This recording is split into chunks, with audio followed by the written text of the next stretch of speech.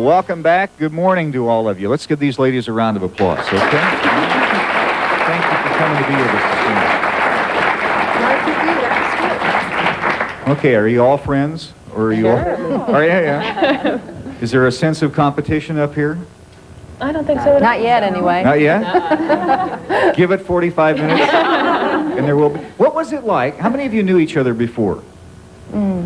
We worked together. Joe and I. Yeah, I knew a couple of you just from saying hello and reporting assignments. So some of you are just meeting each other for the first time. True. I think I've met everyone, maybe except Angela.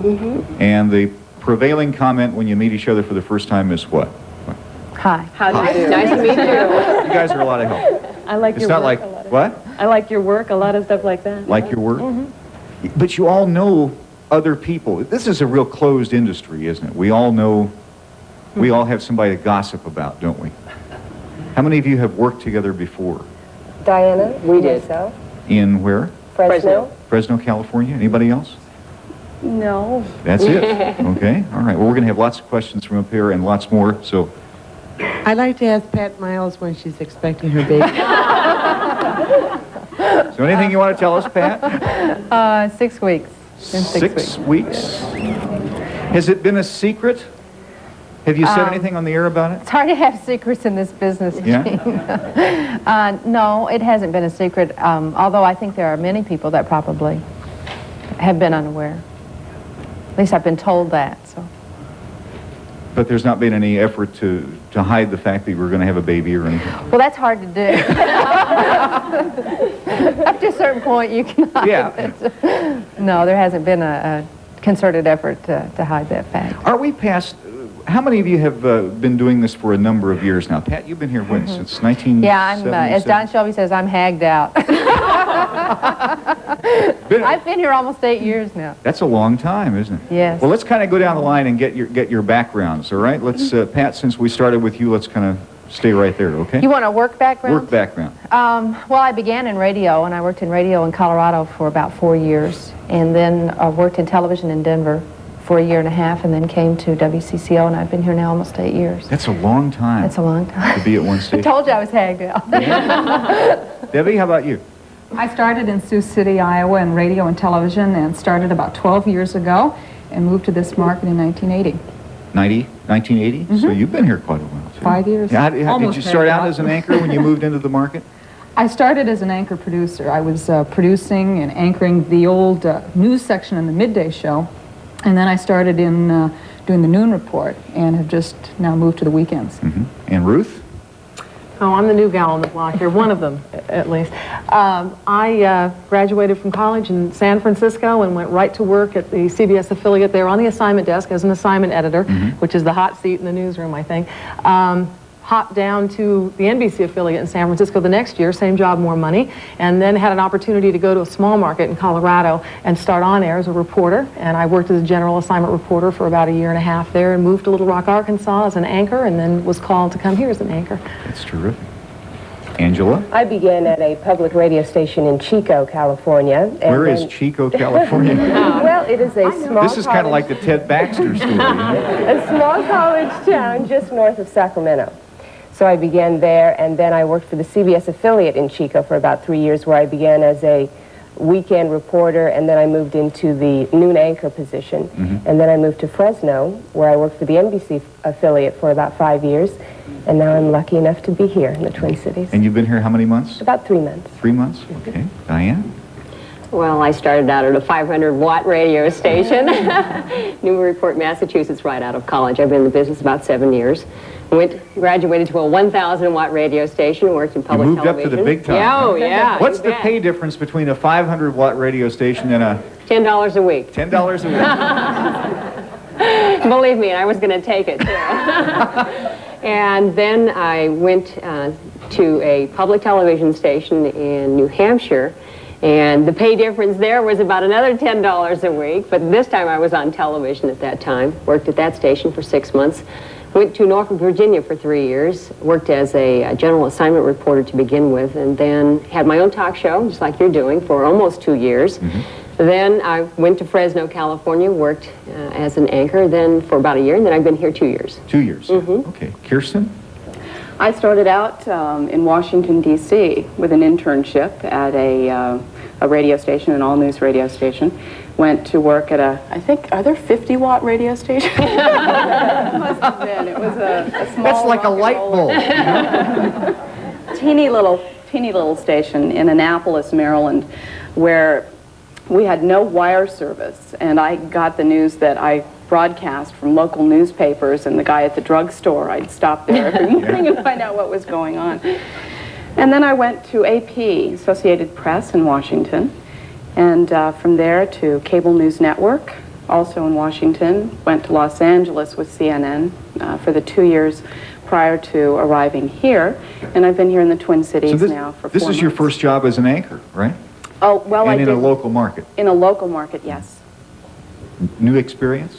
New, absolutely new, and very gratifying in a lot of ways. I like knowing who my audience is, and I like the community involvement that I've experienced here very much. Okay, one more to go.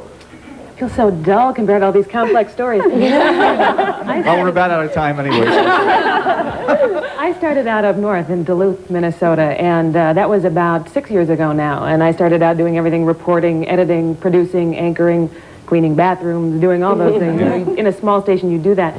And then about 3 years later, I was lucky enough to get a job at WTCN, then now WUSA. Yeah, so you're kind of local, right? I don't want to embarrass anybody, but I want to go right down the line, and I want to start with Joan. Can you remember how much money you made your first job in the business? How much? Crushing disappointment, $600 a month. $600 a month. Gross. Gross. Very gross. Okay. Very gross. Kirsten? For some reason, $162 a week sticks in my mind. Okay. That's a good deal. Mine was 135.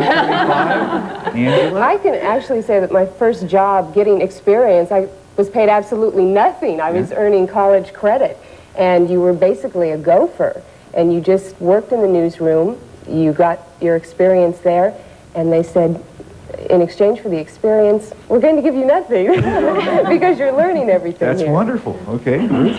$12,000 a year. 12, that's pretty good.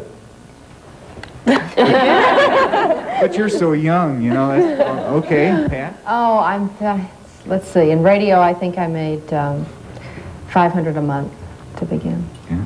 And Debbie? In radio, I was making $2.20 an hour. I'd made more money selling shoes. It's a wonderful business we're all in. If you have questions that you would like to ask of these ladies, they are here with us this morning. You can talk to your favorite anchor woman by calling us at 646-2213. We'll be back with your questions in a minute. Stay with us.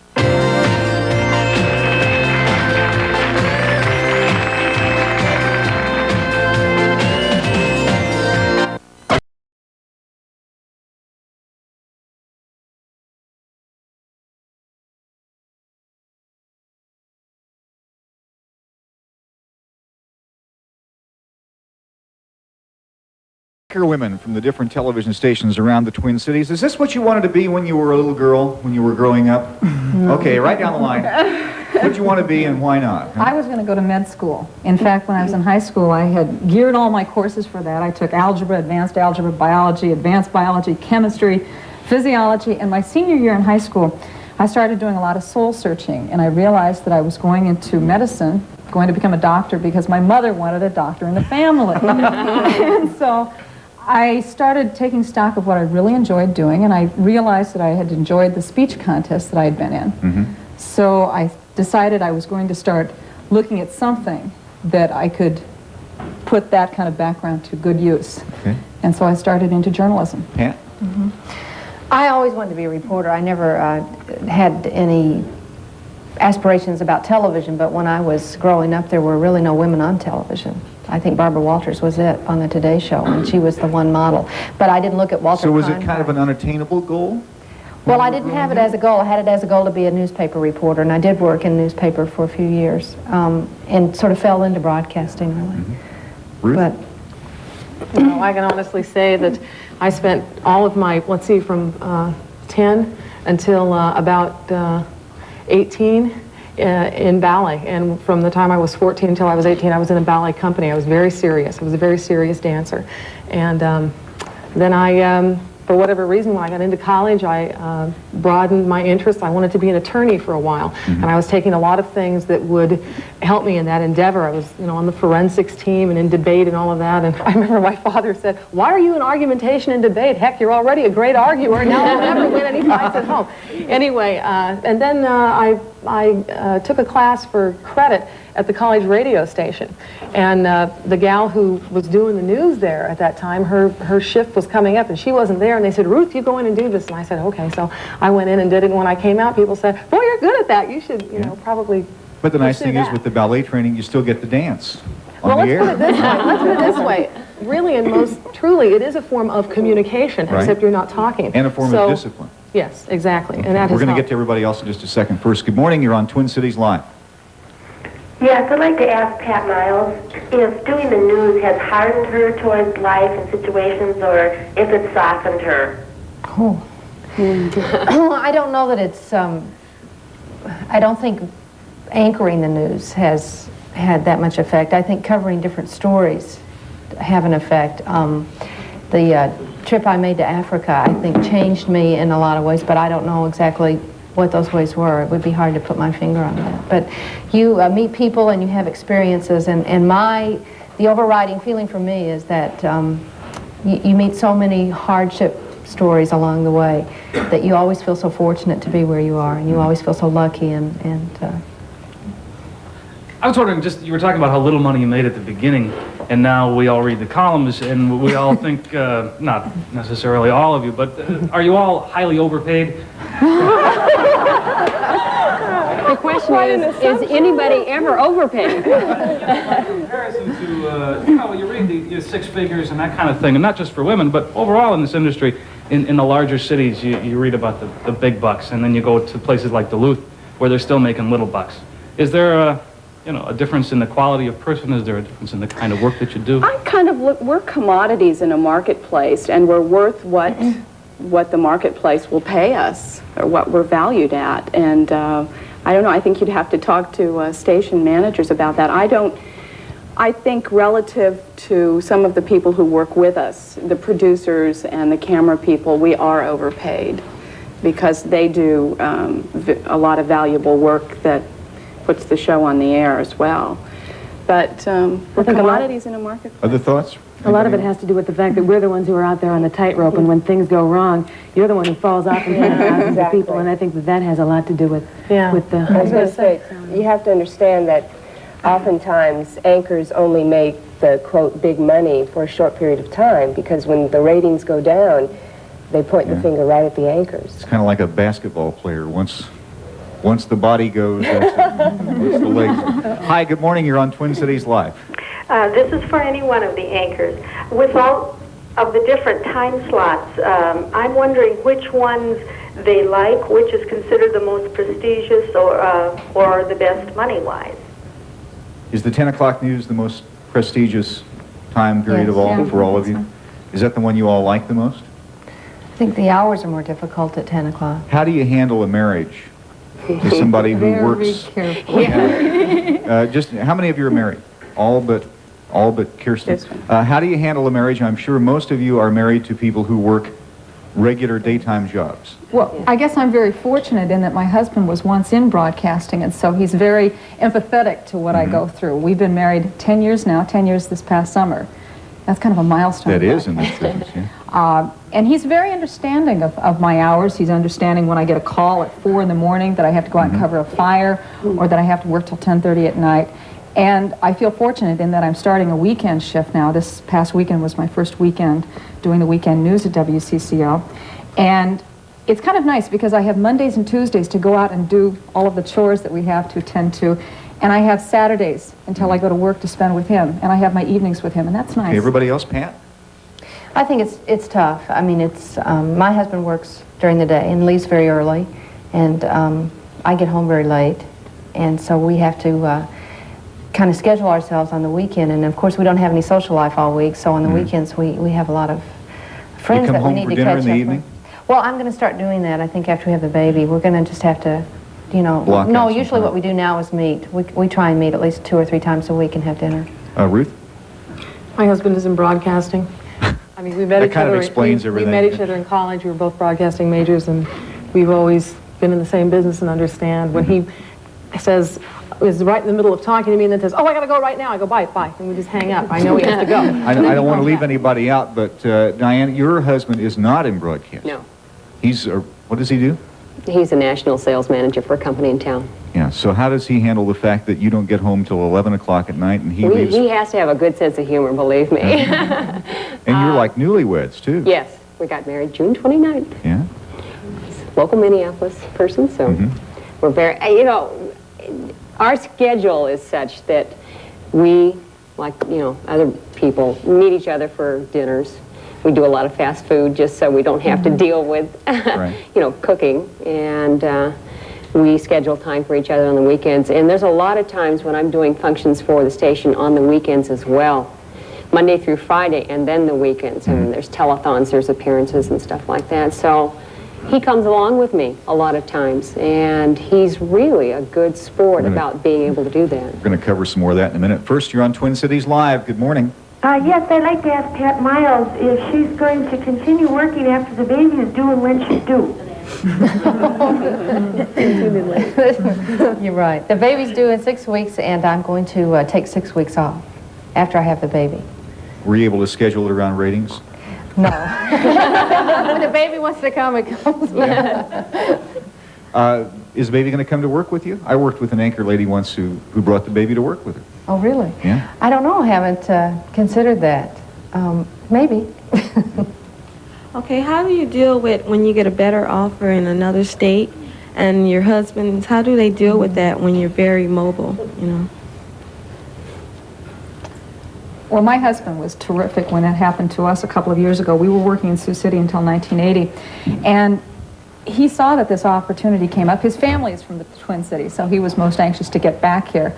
And so he gave up really his career for me because we moved up here on my job, and then eventually he moved up here. He was out of work for about 3 months, I think it was. And he finally landed a job in advertising, a little bit different phase of the industry. And he was just super. He is really the reason I'm here. Anybody else have a thought? Same subject? Well, I haven't been lucky enough to have a job offer from another state, I guess. My husband, You haven't worked Rochester yet. You won't no, my husband and I worked together in Duluth at the same station up there. And he got a job offer from Green Bay, Wisconsin, and took it. I lived in Duluth, he lived in Green Bay. So you had to commute back and forth? On the weekends, we'd go back and forth between Green Bay and Duluth. But then we were lucky enough that he got a job offer down in the Twin Cities. He works at another station. And a couple of months later, I came down as well. So you know, we're going to do a show about commuter marriages tomorrow. We should have you back with us. Good morning. You're on Twin Cities Live. Good morning. After watching your ladies on TV, each one of the channels, I think that you have a lot of class. Thank you. Oh, thank you. That's a lovely Yes. It's hard to believe that you can get a group of women together, as pretty as you all seem to be, and it's wonderful. And after like watching some of the news ladies from the national networks on Donahue, they seem to be more conceited, you know, towards themselves. And I think you all just have a very fresh, wonderful outlook towards TV, and I'd just like to applaud you for that. Thank you very much. We're going to talk about the men in these ladies' lives when we continue in a minute. You stay with us.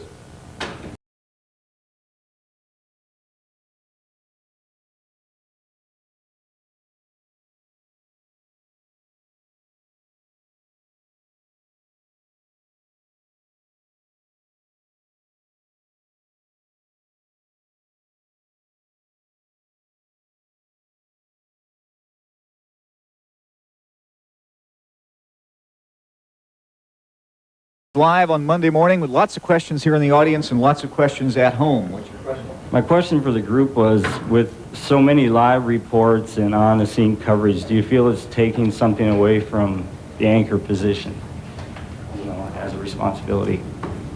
No, I don't think so. I think that as my position goes, I am there to help direct the newscast. I mean, it's the reporter on the scene who's delivering the story, and that's what's important, to find out what's happening in our community. Almost all of you are involved in live coverage at one point Heavy during the duty, day, our right? station's heavy duty into that, from all over too, not just from the Twin Cities. No matter what the weather's like? Yeah, I was going to say that if you're an anchor, in my opinion, it's a real tour de force when they've got X amount of live shots in that broadcast, because anything live can go wrong. So you're even more on the front line in the war for that half hour. You've really got to, you know, things that were planned out may go awry. You have to be, so on, you've your got to be on your toes. toes. I need all of you to be thinking, too, about the worst thing that ever happened to you, because those are the kind of stories we want to tell a little bit later on. I also, before time gets away from us today, need to apologize for Cindy Bricado, who wanted to be with us this morning, but she had an assignment, and you know how assignments are. Indeed, yes. We'll get her on here one of these days, all right? This is a book called Where the Good Men Are. This is a book about the most interesting single men of the Twin Cities. Anybody find their husband in this book? You would have to do that too, Gene, wouldn't you? Okay, tell me the story. We have 3 other people from the station who were in that book when it came out. Dale Shornack and Randy Shaver are in it, and Mark Mills. And there was a big party for all these guys. And I was single, and I thought, well, you know, can't let an opportunity like this pass me up. So after the newscast on December 5th, 2 years ago, I and 2 other women from the station said, well, what the heck, we'll go downtown and check these guys out. And while we were down there checking these guys out, Dale Shornack introduced me to Bill Delmonico, my husband. And he walked by and he said, oh, by the way, Bill's on the cover of the book with me. And I said, oh, nice to meet you. And so, you know, we met, and there's the wedding. He asked me out, and we just got married June 29th. Isn't that wonderful? That's great. And you are Angela's husband, right? Yes. John Meister, what do you do for a living? I'm an account executive here at KSTP. So you like sell this show, huh? That's right. You want to tell us the story? Angela and I were each working in Fresno. I was working at a radio station, and she was working as a field reporter for a television station, and she came over to the station to do a story about us. And I asked her out to lunch, and now I'm in Minnesota. So you followed her? Yes, I did. She started here about 3.5 months ago, and we commuted on the weekends between California and here, and then I moved out here 3 weeks ago. Who makes the most money? All right, you guys were all thinking that. I just asked, okay? All right. We regard it as a combined income. The best way to do it. How many? I am sure that a lot of you are in situations where you probably make more money than your husband. Is that right? Show of hands. You guys are no help. Well, my husband's in sales, so his salary fluctuates. So he can do very Some months he does better. Other months. Right, and I'm sure it's the same with him. Yeah. Anybody else? Depends too on what perks perhaps someone is getting. Like my husband has a company car and a company computer at home and a 2-way radio in the car. I mean, he's got all kinds of things that are But by and large, they besides the handle big it. salary. By and large, they handle it okay. Hey, it all goes in the same pot. Yeah. I think. Okay. Good morning. You're on Twin Cities Live. Yes, I have a question for Pat Miles. And I was wondering, now that Dave Moore is off the show, does she feel she has to work a little harder to be a little equal with her male counterpart? Work harder to be equal? No, Don Shelby and I, fortunately, have worked together for 8 years, many years. We began anchoring the weekends together at WCCO, and we have continued anchoring the 5 o'clock news together. So it's a very comfortable relationship on the anchor desk. When did we get past the place in our business, though, that women stopped dressing on the set, and that we really started to take them seriously? I don't know that we've completely gotten past that point. Really? I agree. I agree. Okay. Don't just agree. Tell me.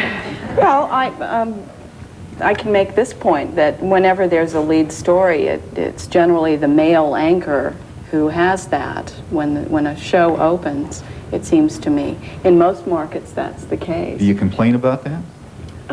No, because... Why not? Because the audience, apparently, that's what the audience wants. I think it's a societal thing that we have to overcome, and it's a problem that women face. traditional secondary role. I've started complaining about things like that. Maybe I feel Well, good. like I'm a veteran of the war. But I have finally started to do so. And it's difficult as a woman to complain because you are constantly in fear of acting like a prima donna or of asserting yourself to a point that it'll be negative rather than positive. But I have tried And to do those it kind in a of way. behaviors are kind of expected of you, aren't they? Well, I think Their people look for that. stereotypical behaviors are Right. expected. I think people, and I think perhaps we are too shy and reticent about doing it because of that. But I've started doing it, I hope, in a positive way by presenting things to the news director in terms of, do you think this is a sexist way to do it? And he'll say, yes. But that's the way we're going to do it. Well, we may not change things, but at least we know where we stand. Anybody else? You know, Gene, I ran into an interesting situation when I was back in Sioux City. The news director there was telling me he wanted me to dress like a man. He wanted me to wear a lot of suits. He wanted me to have a very masculine appearance about myself because the audience there liked men. And women on TV were new 10 years ago, and they wanted to kind of ease the audience into a woman on television. I think when you're getting back to the window dressing comment, I think there's a lot more of that talked about with the women. There is a lot more tampering with the hair, with the makeup, with the clothing, I think, for women rather than men. Because men, it's just the standard, you know, suit, tie, you've got the nicely combed hair. With women, there's a lot more to deal with, and you have to deal with people's conceptions of what a woman should look like. And does it bother you? Does it bother you that you sometimes get mail and phone calls from people who are hateful, who are saying, why did you do your hair like that? Why did you wear that dress? And you're thinking the whole time, I think the bulk I of did your a mail- job, you know? I did the news. Gene, the bulk of the mail that you get, at least it's been my experience, has been related to superficial things like that. Yeah. And I Do you write think back that's to those people? Occasionally I do. What do you say? Thank you very much if it was a compliment. And if it wasn't, I'll say, well, I appreciate your input. And that's about it. Very nice. Anybody else? I was just going to say it's so subjective. You're getting into an aesthetic consideration then, and that's highly subjective. And also, it is a visual medium, and anytime I want to, I can just leave, you know? In other words, I don't have, no one's forcing me to work in this business. I can be in radio, which is non-visual. So I need to be aware of what I look like. I'm not going to please everyone. I'm certainly no glamour queen, but I need to dress a certain way, I think, in a business-like way. And, you know, before I went to get a job in this business, I cut my hair. I used to have real long hair down past my waist, you know, and that had to go. There are certain things that you do, I think, because it is a visual medium and it's also a business endeavor. It's a professional endeavor. Okay, but we're talking about prima donnas and egos and individuals. And I mean, you're wondering why the woman anchor is having trouble. I mean, here it is for the last 15 minutes. We've been talking about nothing but babies and husbands and whatever. And you're part of a team. And you're always a team on TV, except, I guess, what is it? The national news weekend spot is a woman singular. The part of being a team, you know, how do you account for an ego? You know, because you have to have a certain amount of drive to get where you want. But then you have to sacrifice it, like you're saying, because you don't want to appear as being a prima donna. Does that, you know What's the question? Yeah, I don't understand the question. So what's the question? The question is, okay, we're talking about women in media, and how do you remain an individual? How do you remain a force behind your beliefs and behind your convictions when you have to split it with the male anchor? In other words, if the guy you're with doing the news is a Dumbo, who do you tell? How do you change him? What do you do? I have been fortunate. I have always been with intelligent men on that set. I've always been with someone who is a very big person, somebody who's willing to give the co-anchor the benefit of the doubt, because sometimes you'll make a mistake that will make him look bad, or he'll make a mistake that will make you look bad, and I would be it would just disgust me to no end to be sitting there with a man who during the commercial break said, I can't believe that you did that to me, and he was behaving in that way. That's not professionalism. To be a prima donna, that is not professionalism. That is not your job. Your job is to make everything go as well as possible, to communicate what is going on, and to come into your objectivity in this business, not so much your subjectivity. Other thoughts? Pat, you've had the opportunity to work with a living legend. Right. Boy, was I lucky, too. I've been fortunate as well to work with people that are quite good. But I get a kick out of telling Don, and perhaps not so much with Dave, that, oh, you did that wrong, or that was terrible, just to get a rise out of them. Good morning. You're on Twin Cities Live. Yeah, as a journalism student, first off, I'd like to compliment the women on their skill as journalists. And although, they're still reporting occasionally in the field, I'd like to know if any of you ladies miss the glamour, or not the glamour, but the excitement and the challenge of being a field reporter versus the glamour of being a news anchor. Now, many of you are also field reporters at the same time. How many? I think we all Okay, go out at Pat. times. Yeah. I think we all go out and Do you get to choose your stories, though? well, I have been fortunate in that I've asked to work on certain series. I was doing 3 shows a day for the last couple of years, so it was difficult to do much more. But yeah, I plan to continue to do special series. I think it's difficult to get out on a daily basis. Okay, we'll be back with more of Twin Cities Live in a minute. Stay with us.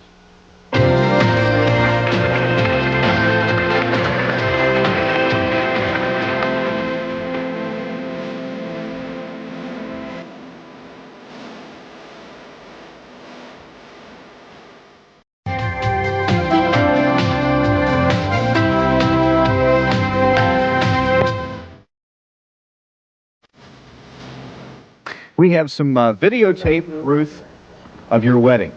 Oh, no, you're not going to show that. Oh, sure we are. Roll it. Let's take a look. You want to do play-by-play? Or did you ever do play-by-play on anything like that? This is the tape my husband made. We were married.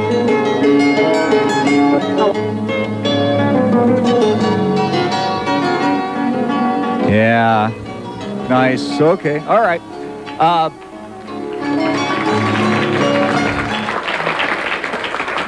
All of you right down the line. Do you feel like you live in a fishbowl?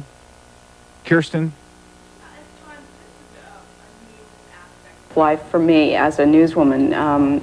I've always addressed a national audience, a cable audience on television for the last 5 years or so. Do you feel like you can get up on Saturday morning with your hair in rollers No. and put your blue jeans on and go to the... Well, I'm doing The it buyer anyway. I will not give that up. I mean, that's a big part. Being natural and just living my life the way I want to live it is very important to me. Anybody else? Well, Dave and I were talking before the show today. Sometimes when you're going out on weekends to go shopping or go to the grocery store, you don't want to put all the makeup on and you just want to put on blue jeans and relax. And sometimes people say, are you Angela Astor? And sometimes you don't want to admit it. Yeah. You want to say, nope, that's not me, that's somebody else. Somebody came up to me one time and said, are you Debbie Ely? And I just looked ragged out, and I said, no. But, it was very uncomfortable for me when I first got into this business dealing with this. But somebody said something that made a lot of sense. They said, if people come up to you and ask you, if you're Debbie Ely, or ask you what's in the news today, I get a lot of that. It's a compliment because it shows that they're watching. And people watching And they pays the remember your salaries. name. Yeah. Diane, you have a thought on Yeah, that? same thing. Same feelings? Yeah. All right. But it doesn't stop me from going out in my blue jeans and sweatshirts. Sweatpants, yeah. I have a question for Joe and Stephen. My date and I were wondering where we were going for lunch. Anywhere you guys want to go, I'll take you. Who'd you pick up here anyway? Can I introduce this lady, Joe?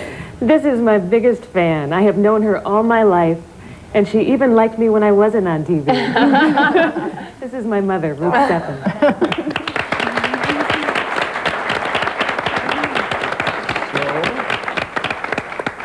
Tell me about this. How's it feel? It's great. Yes. But I'm not like Joan. I don't like public appearances. Well, you're doing just fine. But do you brag? But do you brag? Do you brag about her at church and all that? No, I really don't. I think it's a gift. She Has to passes be out a- WUSA cards in the grocery store. I don't kid you. Posters up all over the house. Joan lived here. Good morning. You're on Twin Cities Live. Go right ahead. You're on the air. Oh, yes, I have a question for Ruth Spencer, please. On Channel 5, they always show the promos as everyone having such a good time, playing baseball, football as such. Is there a lot of socializing between the co-workers and the women on the set? Do they socialize outside of work. Or was that just a pickup game for the promos? Well, first of all, let me say that I had great fun shooting that promo, and I hit a home run in the Metrodome, and I can tell my grandchildren that I hit a home run. Wow. But I would say that always, at all stations I've worked at, I tend to, this has always perplexed me, I don't know why this is, since I'm in such a visual job where, you know, everyone can see me, why I'm kind of a recluse when I'm not at work. I really am kind of shy and retiring. I know that's hard to believe, but I really am. I really don't like to go to parties. But I think I have a good relationship at work with all of my colleagues. I have a good working relationship, but no, I don't socialize. But is it also important for all of you to have friends who are part of the real world? Yes. Absolutely. Yes. Absolutely. It's difficult, though, especially for you ladies, I'm sure, with the 10 o'clock program to do, because you can't spend a lot of time socializing. It's a very demanding profession. It takes a lot of time, and you don't have a lot of free time to actually socialize. And your free time is 10 o'clock in the morning, right? Right. And it's hard to make friends at 10 o'clock in the morning. Right? Well, it's just that, you know, a lot of people are at work. I mean, Joan's schedule is different from my schedule, and Kirsten's schedule, again, is different from my schedule. How did you ever have time to date and marry this guy?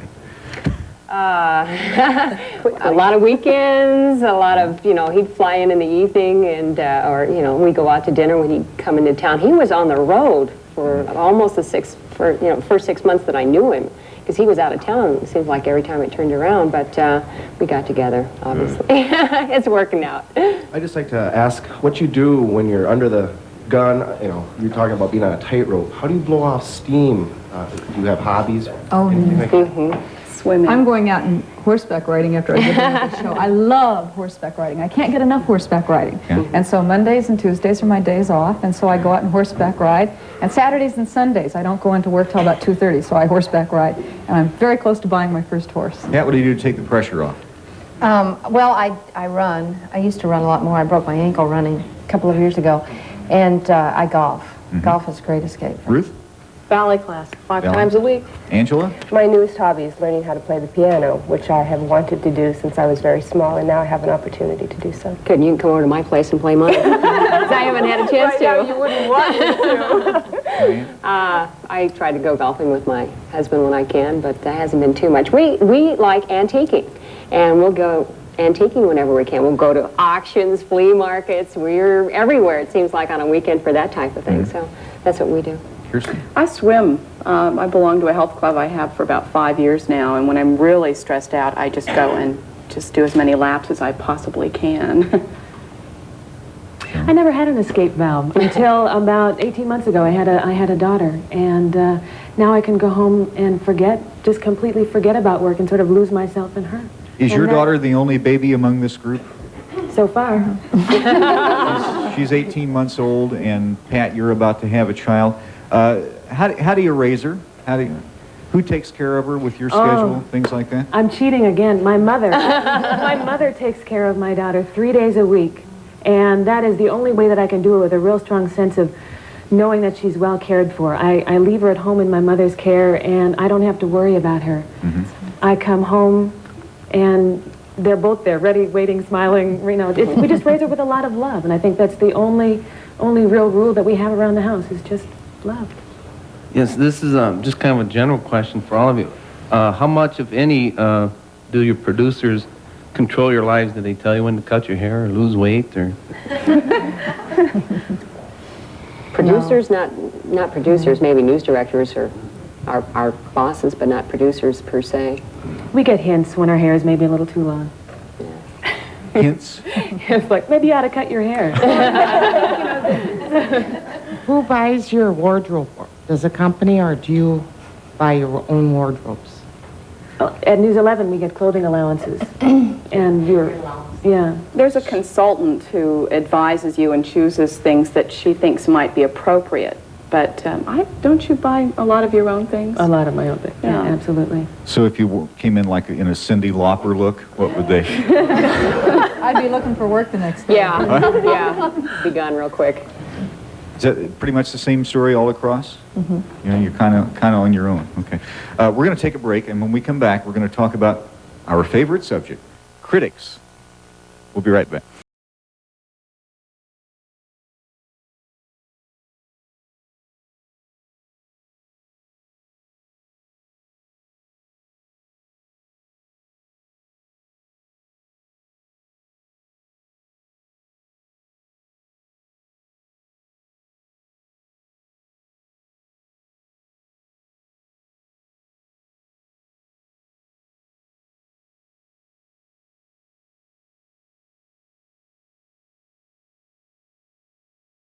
Live with the Twin Cities anchor women this morning. I was wondering, this is a question directed at any of you. I was wondering, I know that a lot of the anchor women get like treated as glamour people by like society and stuff. And I was wondering if, because like with the Christine Kraft thing that came up a couple years ago, I think that was her name, is it like, do you believe that your time is up like after when you're 45 or whatever? It seems like there's so many young anchor women. And it seems like after a while they just kind of disappear after they get one gray hair.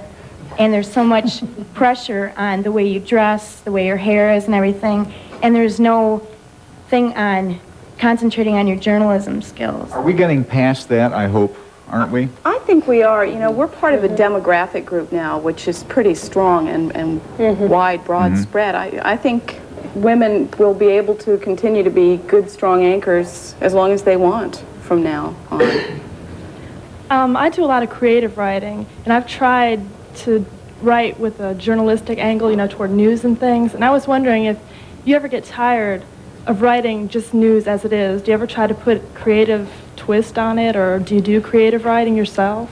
Oh, there's such a wide variety of stories that you approach that you get a chance to do anything that you want to.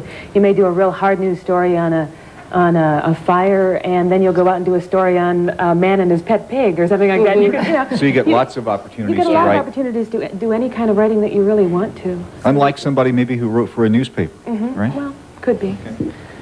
You're all so composed. How did you feel the first time you heard, I got this job, I'm on the air? I mean, I'd go crazy. I'd go home and just, you know, go nuts.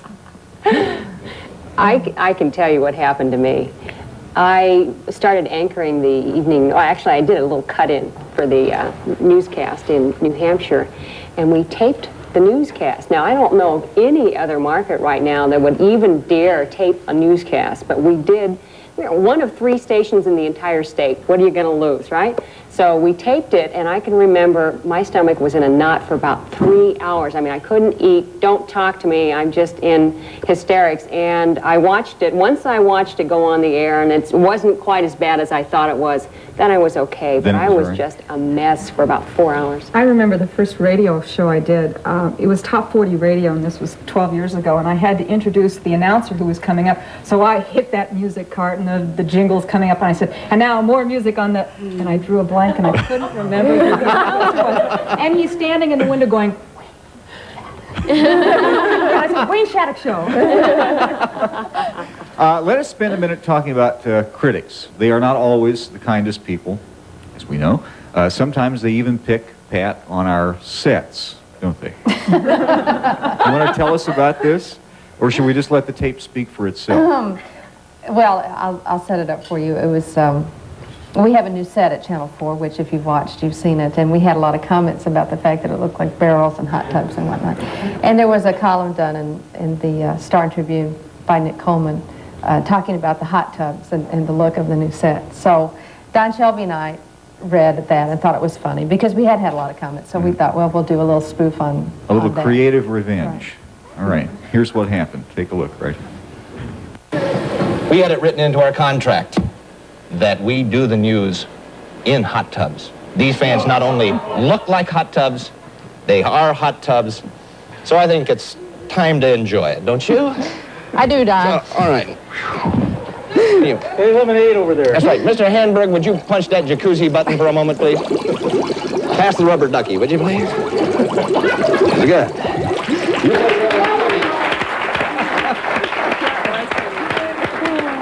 Now, wait a minute. These are news people. They're not supposed to have We fun. didn't tell our boss we were doing that. Oh, really? How did he handle it? I don't know. I haven't seen him since. What do you do when a critic attacks you right down the line? How do you handle it? Anybody been attacked by a Not critic? yet been attacked. I have been, the only time I was mentioned was when I was newly pregnant, and he said, if you've been wondering why Joan Steffen's been putting on weight lately, she's going to have a baby. And that was the only mention I've ever had. Very You know, Gene, critics always have their opinion, but I just like to say that the reason all of us are here is because we have experience, we have talent, and we've been proven successes elsewhere, or we wouldn't be hired here. Gee. What do you think about critics? Yes, you have a lot of experience right off the bat. The one here in town? Yeah. Well, if we had an hour, I'd... Good morning. You're on Twin Cities Live. Hi, I have a question for Diana Pierce. I was wondering how it is to work with the 3 anchors at 6 o'clock and why Tom Ryder always gets so much grief. I work with 3 delightful men, Paul Douglas, Paul Majors, and Tom Ryder, and they're tremendous journalists, and they're professionals, and they all have a good sense of humor. And we give Tom a hard time usually about cookies because he truly is the cookie monster. And if you've ever met him, you'll find out that this is true. So if we can give Tom, and he takes it so good-heartedly and good-naturedly, that it's just fun to egg him on a little bit because he'll come right back with something else, and we just keep that up. It's a lot of fun. You're also young. Do you have some future goals in mind you'd like to achieve? Now, what happens next for all of you? This is sort of a nomadic business. People do their thing and then sometimes get offers and move on. So what's going to happen next? This is my home, and if I had... Rochester's next, right? Either that or Dubuque. No, this is my home, and this is where I would like to stay. This is my home. I made a big decision to come here from California, where my family and my home are. But I'm here now, and I plan to make this my home, and I want to settle here. Now, you and I haven't been through a winter yet here. Now, we have to talk about that. We have to talk about that? Diane? I've worked at 7 different stations, and I've had about 9 different addresses, and I've decided that the Twin Cities is such a great news market that when I came here 2 years ago, that I was going to stay here because it was a competitive market. The other stations in town are known nationwide. You know, we're becoming known nationwide as well, and it's a great place to work. It's a lot of fun. I've met a lot of new Everybody people else, here. Angela? I'll tell you a funny story. At the state fair one year, I was signing autographs, and I said to a kid, "Why do you want to keep this?" He said, "I want to keep this in case you ever make anything out of yourself." And I said, "Well, I thought I already had." Good morning. You're on Twin Cities Live. Yes, I wanted to ask Pat Miles or Diana Pierce why they do not use their married names on television. Well, I suppose I'd been here so many years, and people knew me by my maiden name, that it seemed a silly thing to do to change it because the station had already spent millions of dollars promoting Pat It Miles. just confuses people. Diane? It's the same. I've been known professionally really since I was working at 16. It's Diana Pierce. That's Were any of you just my asked to maiden name, so I've change kept your it. names, though, in television or in radio?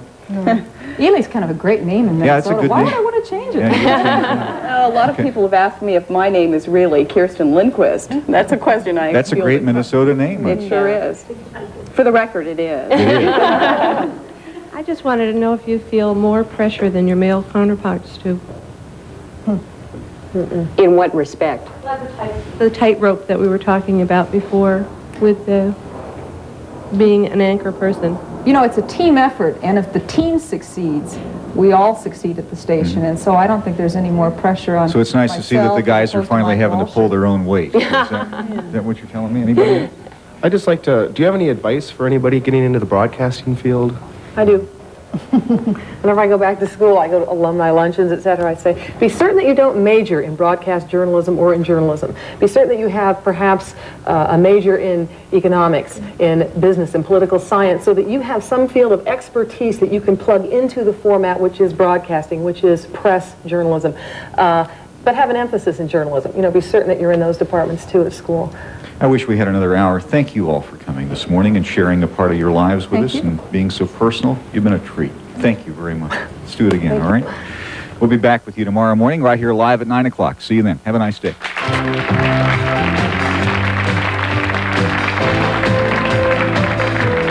Hotel accommodations and dining provided by the Radisson University Hotel, 615 Washington Avenue Southeast on the University of Minnesota East Bank campus. Limousine service for the guest of Twin Cities Live, provided by Henderson Chauffeur Cadillacs. Hair and makeup provided by the Hair Forum, Westbrook Mall, Brooklyn Center.